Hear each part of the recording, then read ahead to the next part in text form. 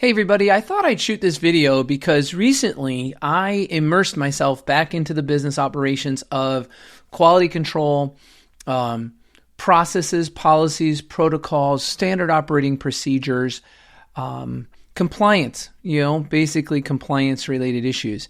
If I go back and if I just kind of rewind about 15 years when I was running my practice and so many regulations were coming up, Medicare compliance had been changing, and there were so many HR related standards that were changing, especially now in the last 5 years. It's even accelerated greater than it was when I was running my practice. I just remember being a practice owner in full honesty and total transparency. I remember knowing what I knew and doing what I knew to do, but the things that I didn't know, I kind of ignored. I just put my head in the sand and was like, well, there's 36,000 practices. We're not being malicious. We're not intentionally trying to skirt the system or violate the laws or anything like that. And I have a business to run and I'm hiring people and trying to drive new business to my front door. And honestly, I was in the rat race. I was much like you in the rat race of running the practice. And I justified my lack of structure and time management with something's got to go, something's got to get kicked to the side, some can's got to get kicked down the road. I'm too busy working on efficiency, production, customer service relationships, building marketing relationships, community outreach and support, and trying to really lift up the quality of healthcare in my community through the relationships I had and through the hirings I was doing and the strategic, plan and operating basis that I had put in. But compliance was something that I, just focused on the main things that I knew to do. But today, and I have a list here, and I'm going to share with you a little bit of what I have on my list. Today, we live in an over-regulated society, I should say. We live in a, new grad philosophy or mentality or culture, if you will, that one step out of bounds and I'm going to be wearing orange and black for the rest of my life. One, misapplied unit or one infraction and I'm going to lose my license. Look, none of that is justified. Only people, for the most part, who have malicious intent and are severely abusive truly fall into that category. The rest of us, it's just a little sloppy. It's a little non-compliant. We're a little asleep at the wheel. Now, I'm not saying that's okay, and that's why I want to have this conversation with you, and I want to kind of point you in the direction of where you can go easily, quickly, simply, without spending a lot of money and a lot of time on how you can actually remedy the situation so you can go to bed at night feeling confident that all your ducks are in a row, all your T's are crossed, and I's are dotted. I's dotted, T's crossed, I think is the way it goes. I feel if you are anything like I was, I just justified what I knew, felt like it was good enough, and I'll get to the rest sometime.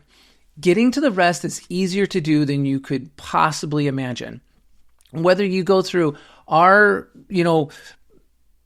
compliance, ethics and compliance program on Mega Academy, you can just get just that one program. There are 6 courses in there.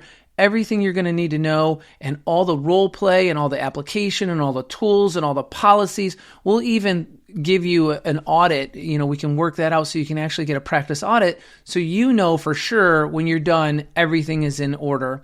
And it's very affordable. So that's my little direction to Mega Academy and what you can get from it. But whether you use our system, use a system, find something that's cost effective, affordable, and that puts the knowledge in your hands, gives you the tools and training, gives you the role play and action skill set development. Action learning is what I was going to say. Action learning for your skill set development. You shouldn't have to hitch your wagon to some ongoing thing that's going to cost you a lot of money and all the knowledge is sitting with somebody else and you have to constantly go to the well to drink. I think you should drill your own well and you should have your own wealth of knowledge when it comes to compliance and the application of ethics and all of that stuff. Now, keep in mind, we live in a very challenging employment world today. Our HR related issues, our quality of personnel and our labor force and the challenges and the accusations and the drama and I need a mental health week because, it's been cloudy for 3 days. I mean, I don't know. I mean, I sitting in my chair, I hear the most random, crazy, wildest things. And where can you draw the line? Where can you literally hold your position and be like, I have a business to run here, right? I have to be fair and balanced for all the dynamics of all the people that come to my office, or whether it be patients or employment, staff, personnel.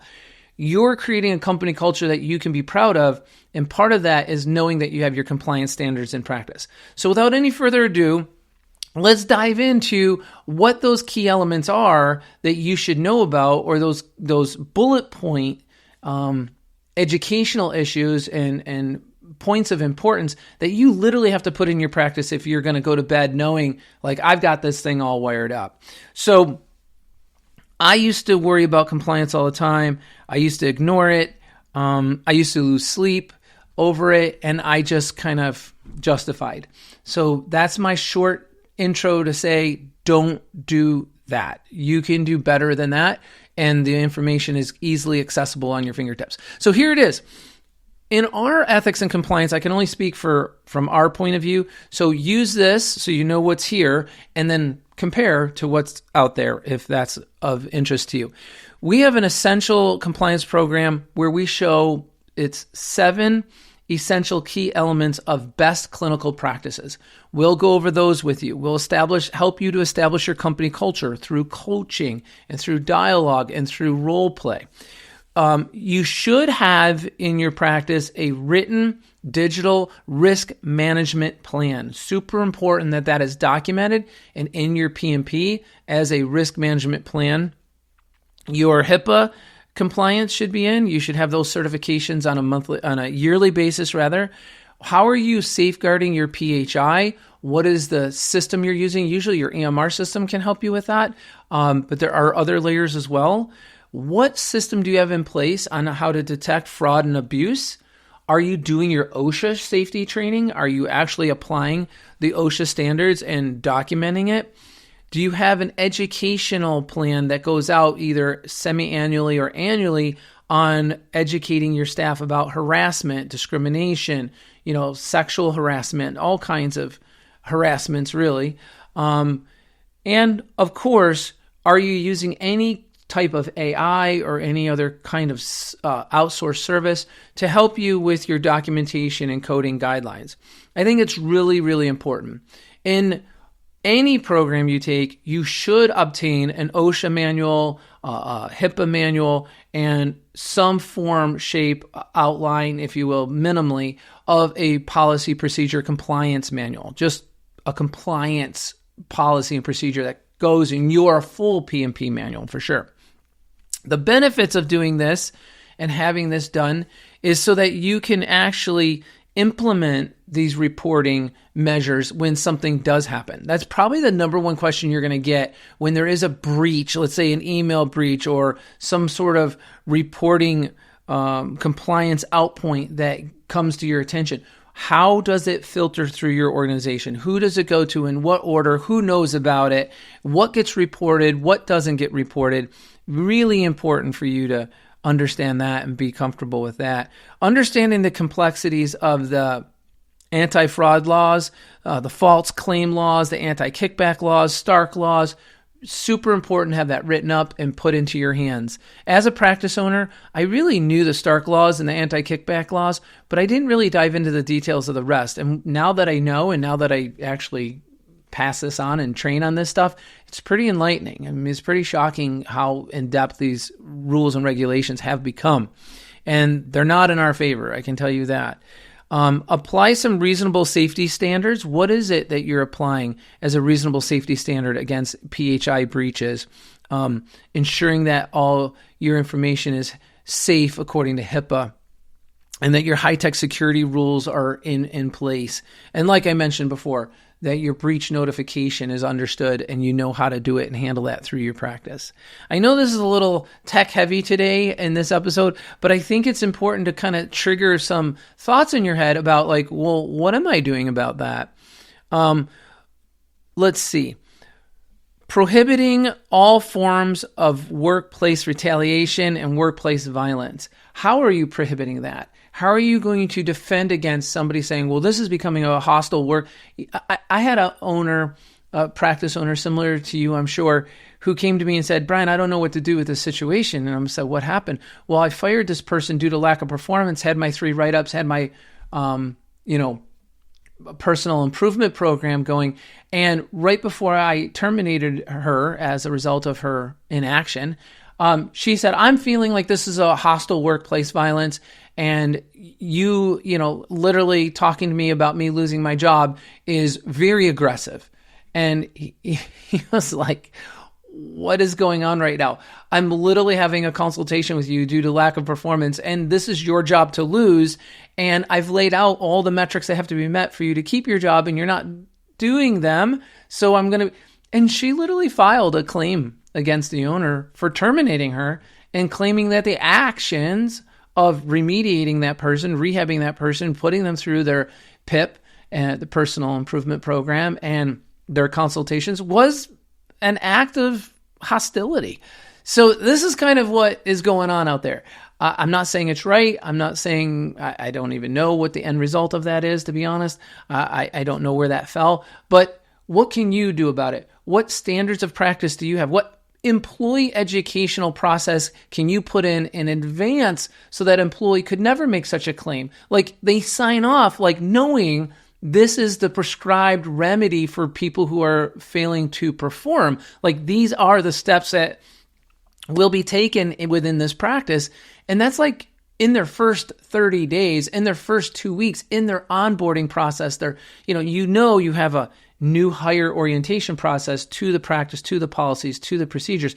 And then you have a post onboarding process to get them successfully thriving on their post, performing the level at the level they should be on their post. So you should have that broken up in those 2 ways. Just to tip you off to a few other things that I think you should know about that we've really spent time putting into this program, our ethics and compliance program, is how to prevent conflicts of interest, how to appropriately respond to staff that are receiving gifts or certain courtesies, or what if a doctor wants their family to be treated for free? How do you handle that? What's the appropriate measure for that? Ensuring that these policies are in place, ensuring that your internal monitoring system is in place, and that you're conducting some form of meaningful compliance training and education for all of your staff on a regular basis, and it's fully documented. Who's your compliance officer? What training have they had? What certification have you given them? So I'm just tipping you off to this because I think this is a good place for you to start. I'm hearing a lot of people getting nervous about compliance-related issues, in particular HR-related issues, charging and coding related issues. I believe that if you're going to dive into compliance, it's practice management compliance, documentation, data, tech compliance, HR-related compliance, training, protocols, standards of practice, systems that you embedded into your policy and procedure manual that just separately handle and address all of that. And I would say my greatest advice to you is form a relationship with a coach that has this knowledge and can assist you in the application of what you're learning. I think that's probably the most important tip I can give you. Is it's one thing to have a web-based system that gives you all of the tests, all of the measures, all of the compliance standards, all of the protocols, every mechanism that you need to apply to be compliant, but gives you a person, a resource to assist you in your unique clinic and your unique application of those compliance-related issues, and is there for you when a situation does arise. So I know this isn't probably the most exciting topic to have us talk about today on our episode, but it is an important topic. I'm hearing more and more people having more and more trouble, and I find the common denominator is that there wasn't enough forethought put in, enough effort put in, energy, enough investment in it in the beginning of the practice as people come in to the practice, and how you orient them and onboard them and what you actually have established for them as an ongoing resource. So for all intent and purposes, check everything out. check out all the people that are out there in the community that are providing this kind of help.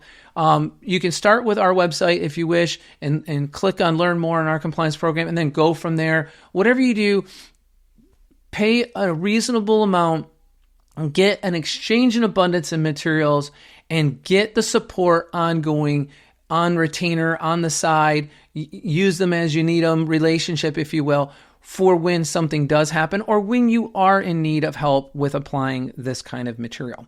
So that's my advice for compliance. I couldn't possibly sit and get into each and every detailed,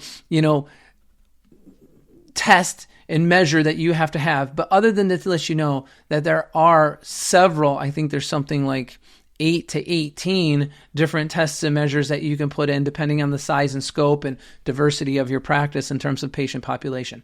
So you should learn about all those. This is all on you. You're the owner. This is what you took on. This is your business. This is just as important as treating patients, marketing for new business and reaching out in the community. This is what gives you the foundation of confidence and certainty that everything you're doing is an A+ measured action of practice. So be the best of the rest, invest in your compliance, and do it early, not later. You'll be really glad that you did. I hope this was helpful for you. And of course, I'm here to help you. Just reach into megbusiness.com.